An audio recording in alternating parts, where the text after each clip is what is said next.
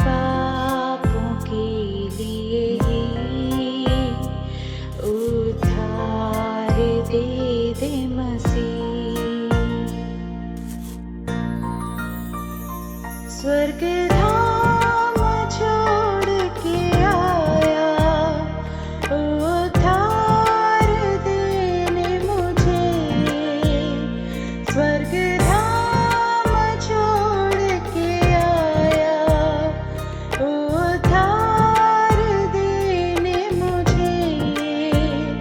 चरणों में तेरे आता तुझको दिल देता मसीह।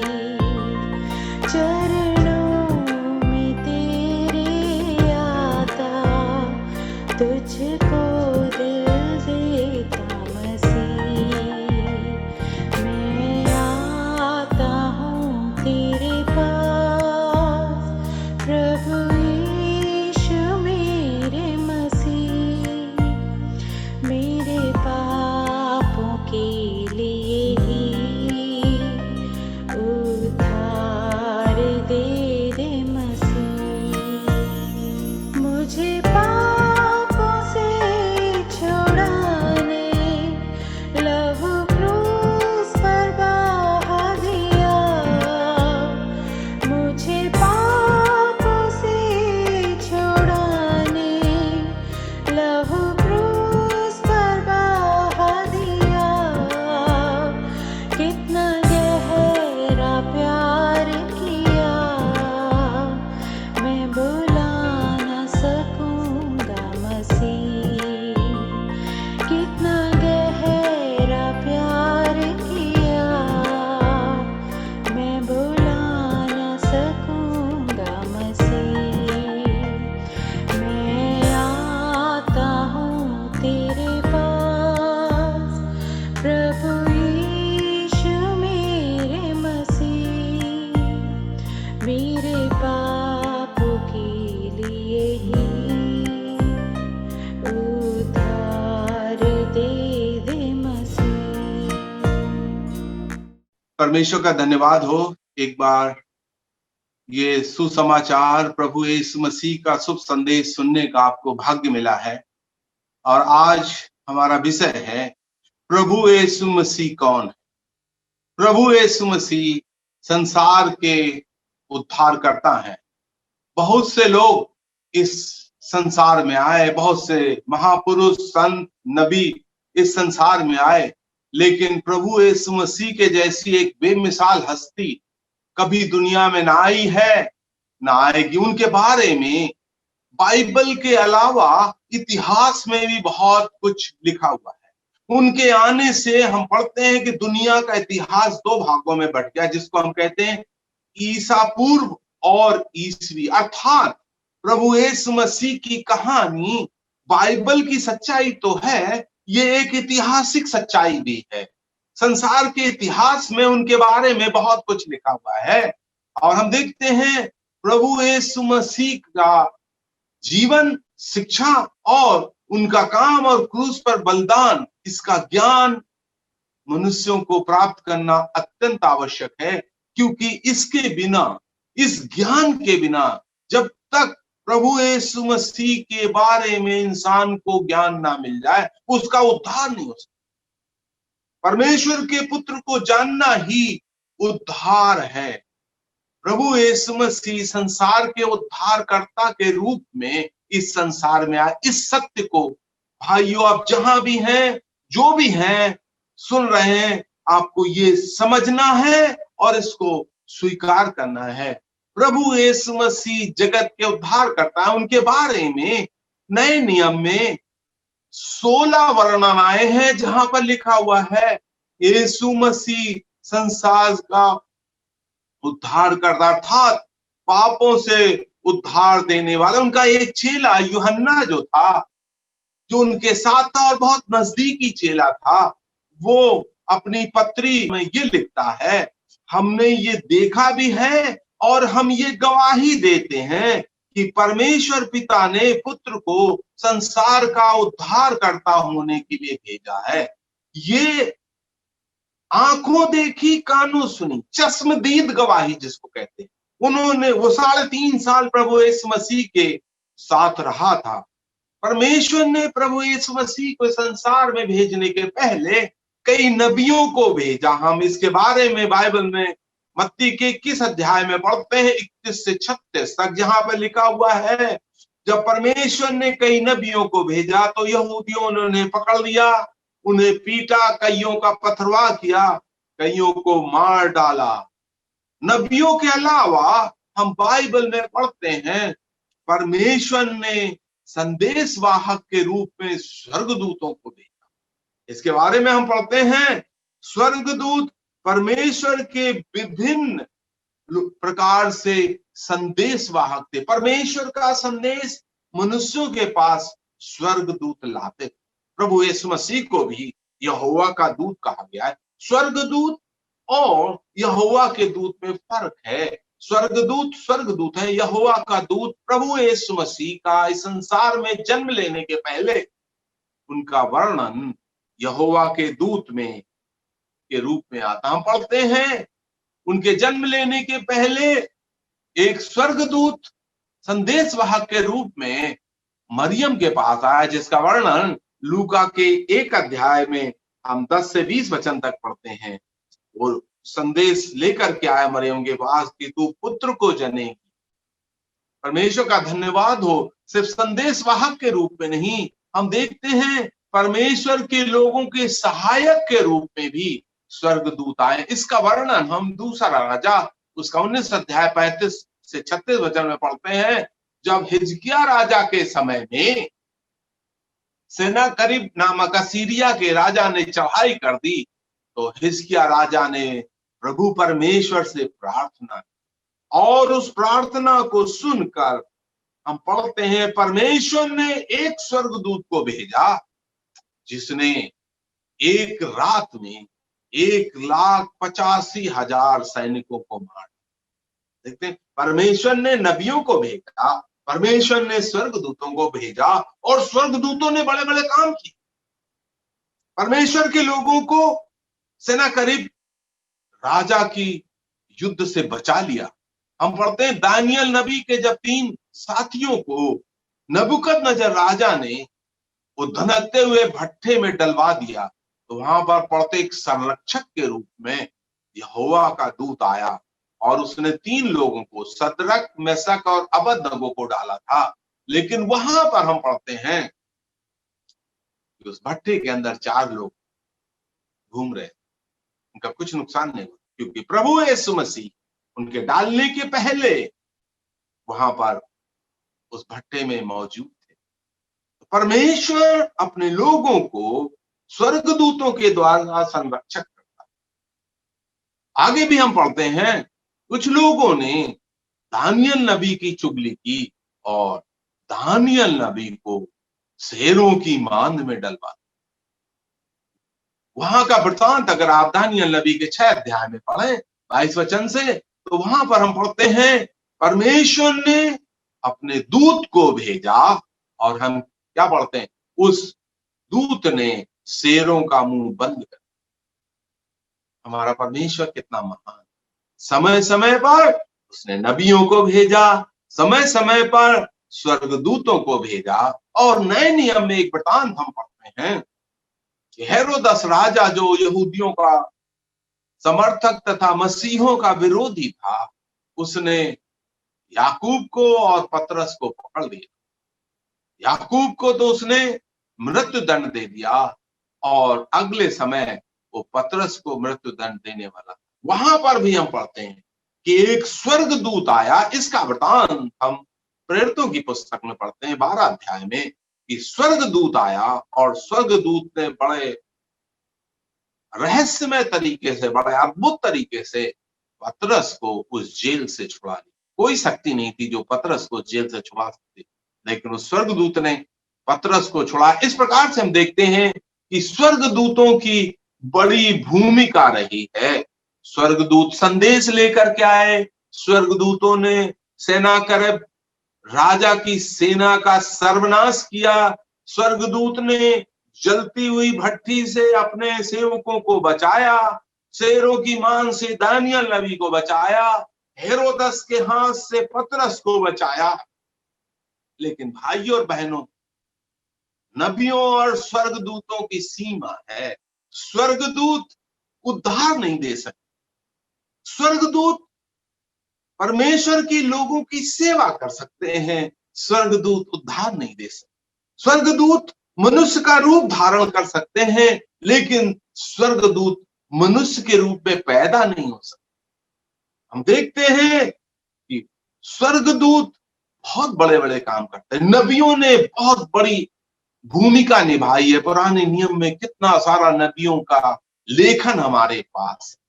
नबियों की सेवा, स्वर्गदूतों की सेवा का वृतांत हमारे पास है। और यहूदी लोग नबियों को और स्वर्गदूतों को बहुत इज्जत देते थे, लेकिन प्रभु यीशु मसीह को इज्जत नहीं देते थे, उनके ऊपर विश्वास नहीं करते। आज भी बहुत से ऐसे लोग हैं जो बहुत से नबियों को इज्जत देते हैं, स्वर्गदूतों की पूजा करते हैं, लेकिन प्रभु यीशु मसीह को नहीं समझते। इसलिए मैंने आपसे कहा था, प्रभु यीशु मसीह का संसार में आने का उद्देश्य था लोगों का उद्धार करना। हम बाइबल में पढ़ते हैं, प्रभु यीशु मसीह ने हमें अंधकार के वश से छुड़ाया। कुलुसियों का 1 अध्याय 13 वचन। परमेश्वर का धन्यवाद हो, पौलुस कहता है कि उसने हमें अंधकार के वश से छुड़ाकर अपने प्रिय पुत्र के राज्य में प्रवेश कराया। समझिएगा, अंधकार एक शक्ति है, एक व्यक्ति है शैतान। ज्योति एक व्यक्ति है प्रभु यीशु मसीह। परमेश्वर ने जो उस पर विश्वास करते हैं, उस अंधकार से, झूठ से, फरेब से, मृत्यु से वो बच जाते हैं। हम पढ़ते हैं अगला वृतांत, मृत्यु के भय से। ये बात को हम इब्रानियों के 2 के 15 वचन में पढ़ते हैं, जो सदाकाल से मृत्यु के भय में थे। जितने लोग प्रभु यीशु मसीह को नहीं जानते, उनको जब मृत्यु आती तो डर जाते। बड़े बड़े ताकतवर लोग मौत से डरते हैं, लेकिन जो विश्वासी लोग हैं वो क्या कहते हैं? मृत्यु हमारे लिए जीवन का मार्ग, मृत्यु एक फाटक है जिससे हम अनंत जीवन में प्रवेश करते हैं। पौलुस क्या कहता है? मरना मेरे लिए हानि नहीं है, मरना मेरे लिए लाभ है। दुनिया के लोगों से अगर आप कहें तो वो कहेंगे, लाला अशुभ बात ना करो, मरने की बात ना करो, क्योंकि अशुभ है। लेकिन पौलुस बाबा क्या कहते हैं? मरना मेरे लिए शुभ है, मरना मेरे लिए लाभ है, क्योंकि प्रभु यीशु मसीह को उद्धारकर्ता के रूप में जाना। अगर आपने प्रभु यीशु मसीह को उद्धारकर्ता के रूप में जाना, तो आप भी कह सकते हैं, मैं मृत्यु से नहीं डरता, मरना मेरे लिए लाभ है। प्रभु यीशु मसीह परमेश्वर के प्रकोप से बचाते, जिसका वर्णन 1 थिस्सलुनीयों के 1 अध्याय के 10 वचन। परमेश्वर का दंड इस पृथ्वी पर आने वाला है। मनुष्य जो आज उत्पात कर रहा है, जो मन मर्जी से चल रहा है, बाइबल में लिखा हुआ है, उसका दंड मनुष्यों को झेलना पड़ेगा। लेकिन अगर उस दंड से बचना है तो प्रभु यीशु मसीह पर विश्वास कर, क्योंकि उन्होंने उस दंड को अपने शरीर पर कैलवरी के क्रूस पर उठाया। परमेश्वर की किताब में लिखा हुआ है, और किताबें खोली जाएंगी। एक गीत है, खुल जाएंगी किताबें, जिस दिन हिसाब होगा, इंसाफ का तराजू यीशु के हाथ। भाइयों, परमेश्वर के सामने आपको खड़ा होना पड़ेगा, और उस दिन इंसाफ होगा, पापों का दंड। लेकिन प्रभु यीशु मसीह पापों से उद्धार करने के लिए संसार में आया। मनुष्य के उद्धार के काम को स्वर्गदूत नहीं कर सकते। हम देखते हैं, स्वर्गदूत मनुष्यों को दिखाई देते हैं, स्वर्गदूत बोलते हैं, स्वर्गदूतों की बड़ी भूमिका है, लेकिन स्वर्गदूत जो है उद्धार नहीं कर सकते। स्वर्गदूत आत्मा है, वो दिखाई देते हैं, वो मनुष्य का रूप धारण कर लेते हैं, वो बातें करते हैं, हम बाइबल में पढ़ते हैं, वो भोजन खाते हैं, पर स्वर्गदूत उद्धार नहीं दे सकते। स्वर्गदूतों को प्रणाम करना मना है बाइबल में, लेकिन हम पढ़ते हैं प्रभु यीशु मसीह के नामकरण के लिए स्वर्गदूत आया, उसके नाम के महत्व को बताया मत्ती के 1 अध्याय में। तो उसका नाम यीशु रखना, क्योंकि वो अपने लोगों को उनके पापों से उद्धार करेगा। उनके आगमन का सुसमाचार स्वर्गदूतों ने बताया, गड़रियों को सुसमाचार, छोटे मोटे लोगों को। भाइयों, हम कभी ना सोचें कि हम छोटे लोग हैं। वो सभी लोगों का, सारे संसार का, चाहे आप पढ़े हैं, चाहे अनपढ़ है, चाहे आप धनी है, चाहे गरीब है, आप जो भी हैं, परमेश्वर प्रभु यीशु मसीह आपके उद्धार करता है।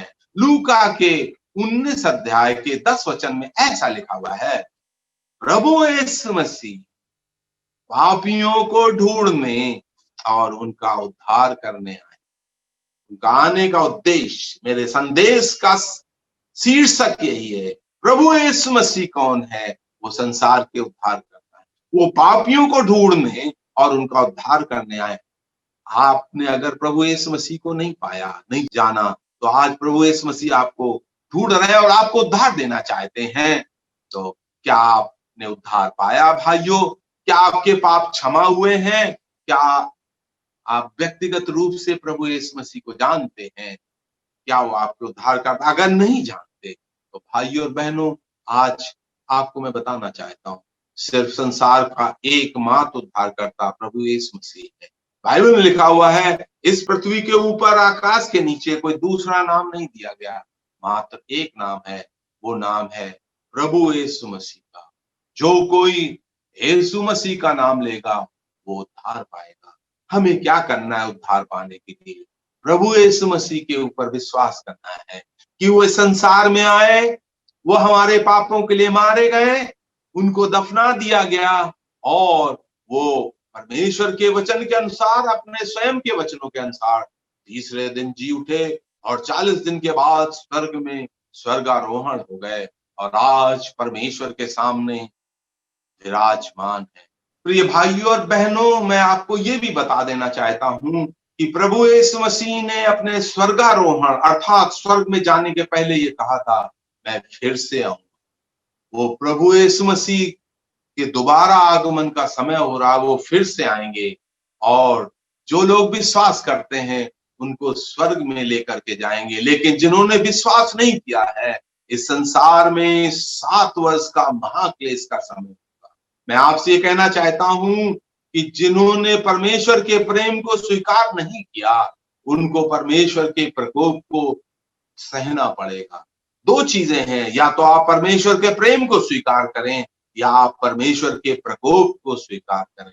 मैं आपसे ही निवेदन करता हूं, परमेश्वर का प्रेम जो कलवरी के क्रूस पर प्रभु यीशु मसीह ने हम पापियों के लिए अपने जान दे करके दिखाया है, उसको आप स्वीकार करें, अंगीकार करें।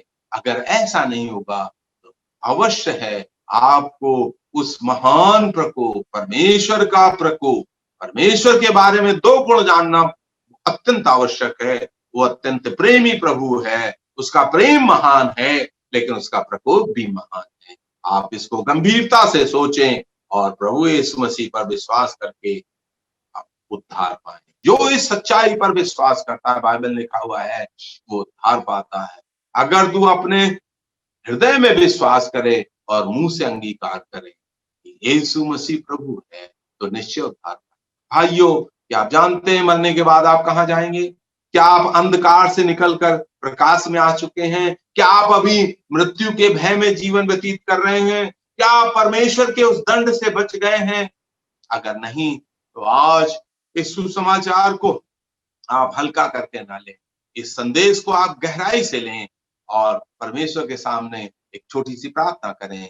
प्रभु यीशु, मैं एक पापी हूं, मैं विश्वास करता हूं आप मेरे पापों के लिए कलवरी के क्रूस पर मारे गए, आपको दफनाया गया और आप तीसरे दिन जी उठे। आप मेरे हृदय में आइए, मेरे पापों को धो दीजिए। आज से आप मेरे प्रभु और उद्धार करता होंगे। ये छोटी सी प्रार्थना आपके जीवन को बदल सकती है, आपके मार्ग को बदल सकती है, आपके भविष्य को बदल सकती है, आपके भाग्य को बदल सकती है। क्योंकि जो आदमी प्रभु यीशु मसीह के चरणों में आ जाता है, वो एक भाग्यवान मनुष्य बन जाता है, उसका भाग्य और भविष्य दोनों बदल जाते हैं। ये संदेश आपके लिए है। आप ये छोटी सी प्रार्थना करें और इस प्रार्थना के द्वारा प्रभु यीशु मसीह को अपना उद्धारकर्ता प्राप्त करके अनंत जीवन पाएं। परमेश्वर इस वचन से आपको आशीष दे। आमीन। स्वीकार कर प्रभु मुझको अपने राज में ले ले। स्वीकार कर